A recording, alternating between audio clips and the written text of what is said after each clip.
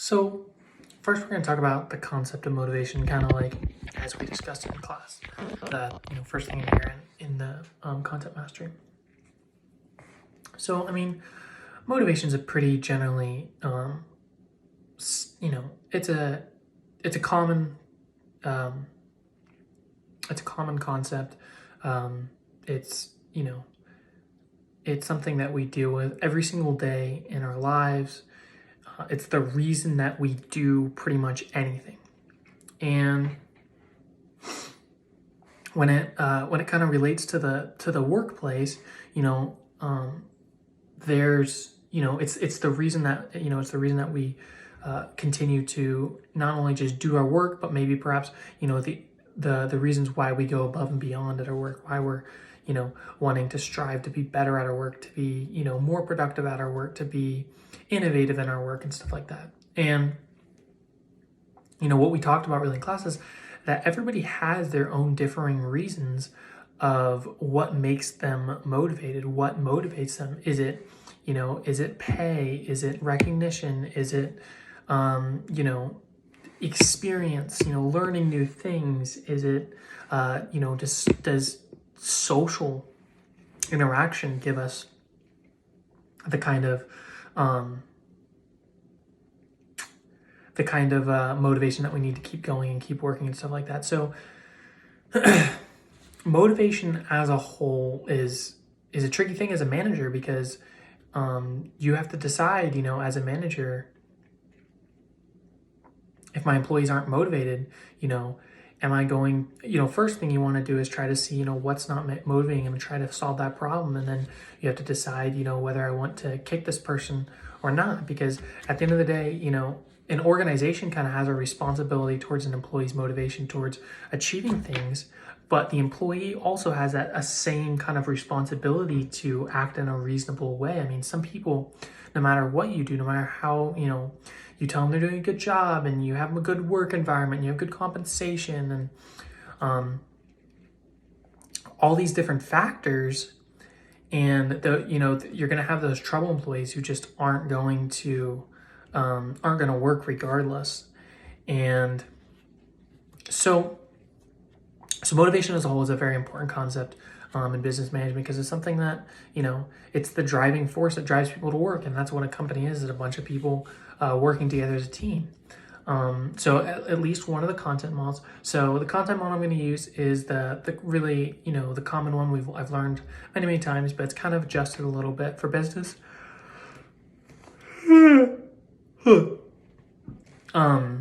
Sorry, my voice is a little bit hard to hear. I've been coming down with like sinus infections. Like this is like the second one I've had in like a month. I don't know what's going on, but anyway. So I'm gonna go with the Maslow's hierarchy of needs.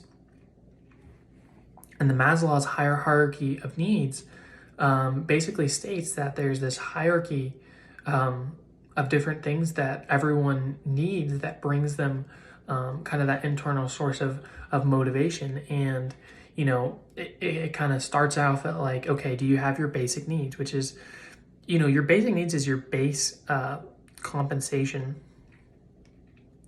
because that's really how you're affording to live. If we look at this kind of from the general Maslow's hierarchy of needs, I think it's Maslow or Maslow. Anyway, Maslow's hierarchy of needs, you need that food, that water, that shelter. Those are the things you need to survive in. And in a work environment, compensation, your base pay kind of covers that. And then, of course, having heat and... I don't know, I'm yawning so much. Oh my goodness.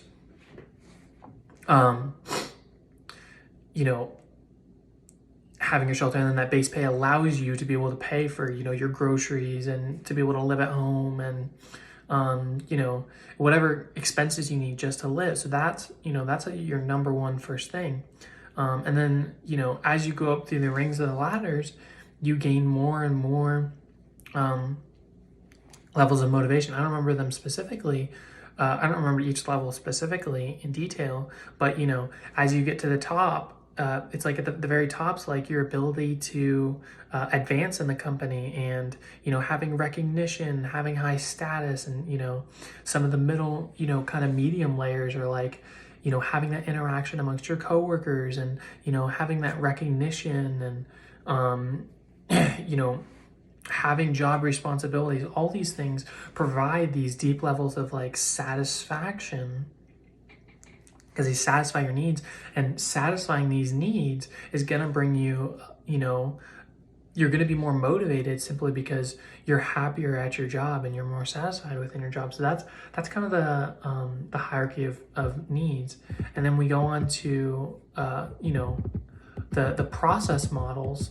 And the first process model I want to talk about is the equity process model. And this is essentially stating that if you don't feel like you are being treated fairly, if you don't feel like you're being treated equally, then you're not going to be as motivated to do things. And this is similar to the kind of the idea of hierarchy of needs, where it's this inner level of satisfaction. You're going to be way less satisfied if you feel like, I'm doing X amount of work and getting, Y amount of dollars, and he's doing X amount of work and getting Y amount of dollars plus, 10 grand. You're going to see that and you're going to be like, dude, I don't want to work as hard because he's making more money than me. We're basically doing the same thing. And just in general, when you're feeling like that in a company, it's not good. It might not even just be compensation wise. This can go for, promotions in the company, like your position in the company. All these, there's lots of different factors that kind of play into this. But the overall general idea behind this is, equity is going to create motivation, internal motivation in people. And then the third kind of more recent cutting edge theory that I wanted to talk about is the empowerment. And we've talked about empowerment a lot throughout management this year. And I think it's a really important focus in modern day, because we're realizing that people want to have responsibilities, and just giving your employees the ability to have responsibilities and be able to make an impact in the company, and be actually able to have, do big things in the company.